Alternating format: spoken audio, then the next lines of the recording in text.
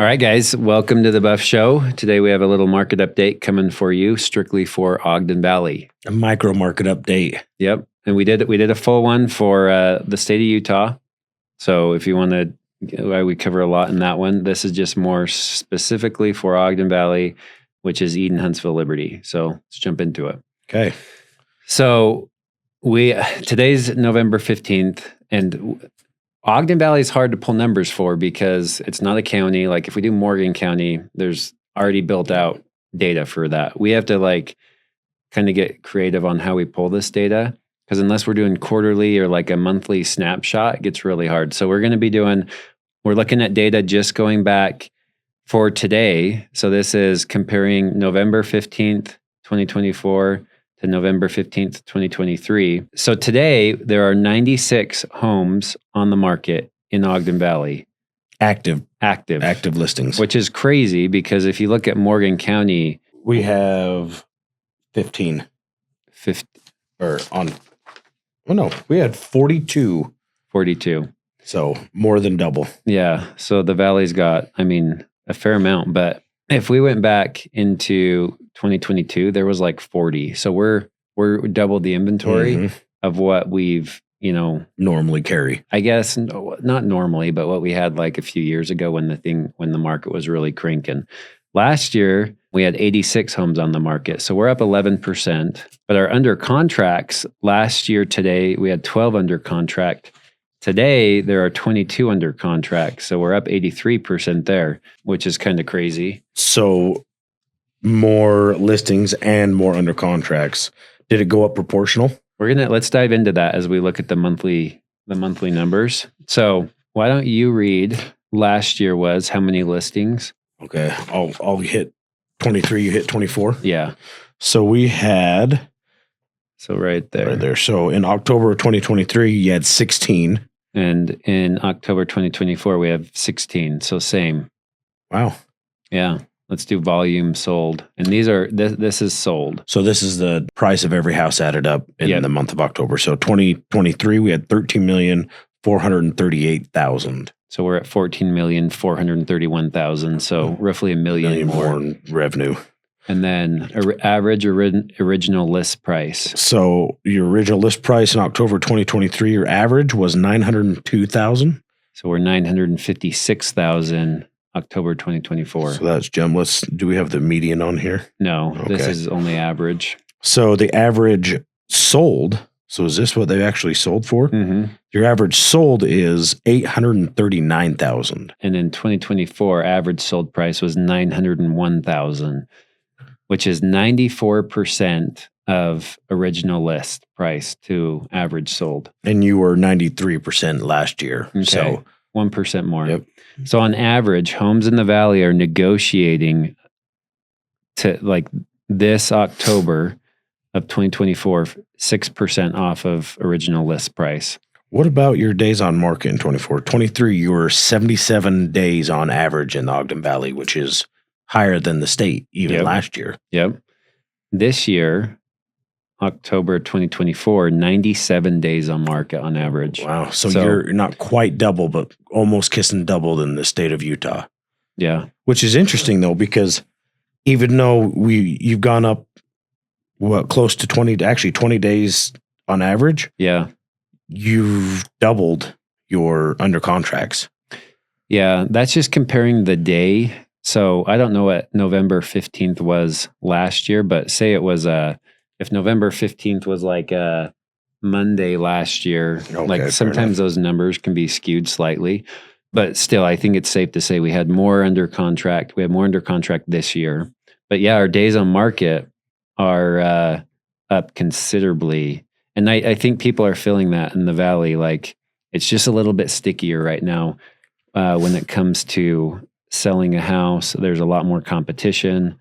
Things aren't moving as fast. Even Morgan County, average days on market, what were they? 31. And then for the state of Utah, we're 57. And in Ogden Valley, we're 97 in the month of October. But that number jumps around quite a bit because like in September, we were 70 days. In August, we were 92 days. But I would say on average, you're still well above what is the going rate for the rest of the rest of the state. Yeah, but I think the reason why too is Ogden Valley is coined, and not just coined, but is more of a luxury and elevated a not resort town, but higher end. Yeah, homes. and I don't know this exact number, but I would say probably roughly 40% of the valley, 30-40% is either second homeowners or vacation properties. For sure. And so if you look at that, that is more of a commodity. It's a convenience, right? Mm-hmm. And so we've been in this market where, we've had some stock market scares, interest rate scares, election scares.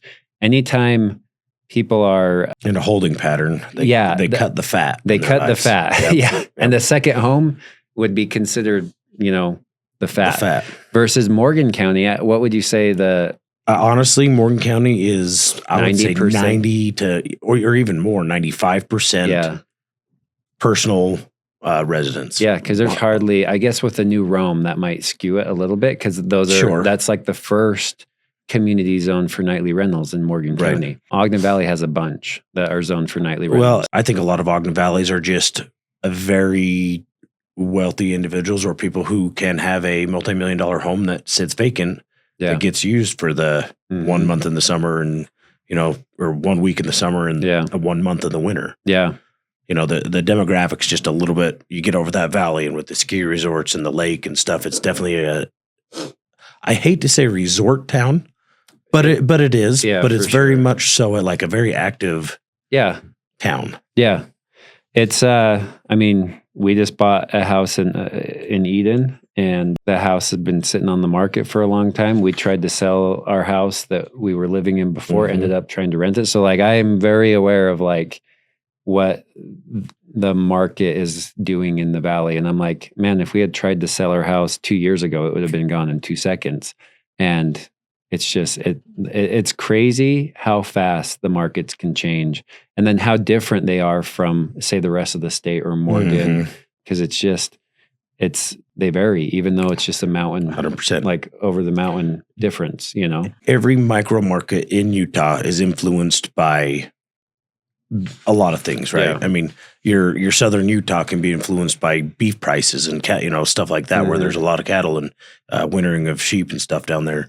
Ogden Valley it's that extra, that secondary life. So the economy super dictates that. Yeah. Morgan, and it right now is driven by Wasatch Peaks, and even a necessity to live where there's not inventory, so it makes it run. So we're seeing that huge demand curve in Morgan with just the employees and workers of Wasatch Peaks. They need housing. And it's spilling over into Ogden Valley too. For sure. And I'm sure down into your South Weber and South Ogden as well. Yeah.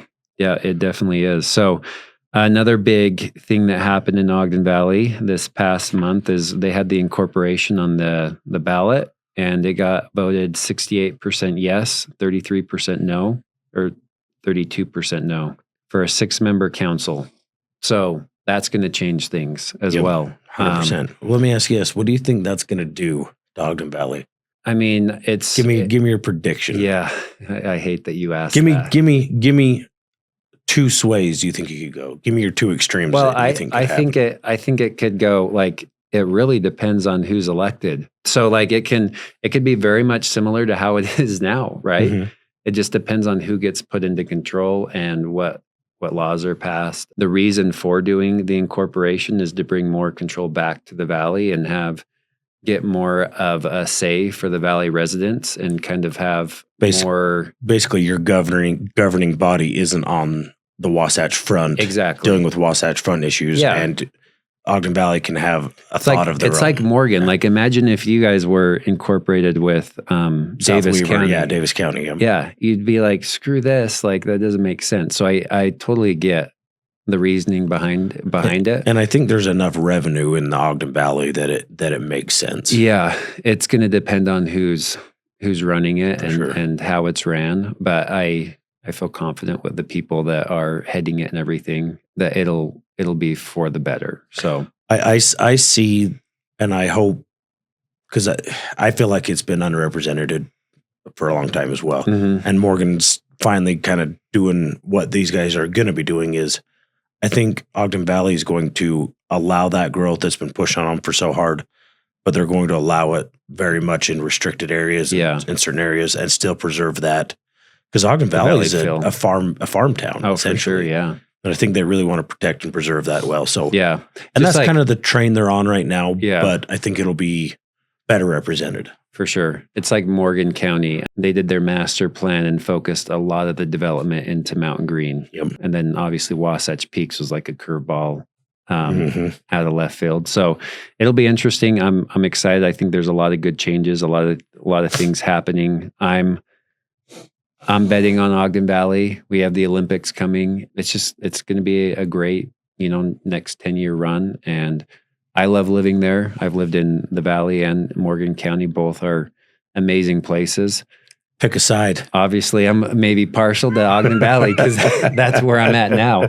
It's amazing to be able to be, from house to trail in a matter of minutes. Correct. And there wasn't that luxury in Morgan unless you went over to Snow Basin. So I love the trails. So it's been fun, and the Valley is a super cool place. So that's why we bought another house there. So hopefully we'll get better at pulling some of these stats. This is our first one that's just kind of niched down to Ogden Valley. But each month we want to come out with what's happening there, some of the new exciting news that's going on. Comment on some of these podcasts and stuff if there's stats and stuff you want to hear and see, and it'll get us better narrowed to what our audiences really want.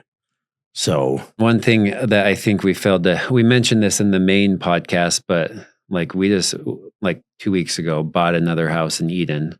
Interest rate all locked in, said and done. I was 7.1%. So I should have locked earlier because I could have been in the low sixes, but I was betting on things dropping some more, but I bet wrong. So I'm hopeful for this next spring. I think there was a lot of people just waiting to see what was going to happen with the elections. Now that that's past us, and we're heading into a new year, I think people are more grounded. They're like, okay, I know what's going on. For sure. And they'll be ready to make those bets on like, we want a second home or investment property or whatever it is. So I'm hopeful for this next year. And we're currently in kind of a shoulder season where ski resorts aren't opened, but it's too cold to be on the lake. So now is like a really quiet time for the Valley. Come December, it's going to really start picking up again. For sure. For that, we kind of have that second wind of like, oh, all the skiers are here. And a lot, not necessarily, I don't see a lot of buying happening, but you start getting those visuals and the people that want to live there. Yeah. And they're, hey, come spring, I really want to do this. I want to, Well, the second home market does actually pretty well. So like a lot of the townhomes and condos, they do great in the winter time because people are here. They're like, man, I've been skiing here for the past couple of years. We need to get a place. Yeah. So in fact, I have a deal going on in Huntsville right now. That's, second home. They love skiing at Basin, and whole reason why they want to buy another home here. So it's a fun market to work. So anyways, hopefully this is a good update, kind of gives you a feel for where things are at. And if you guys have any other questions, reach out to us. Be happy to help. Peace. Thanks, guys.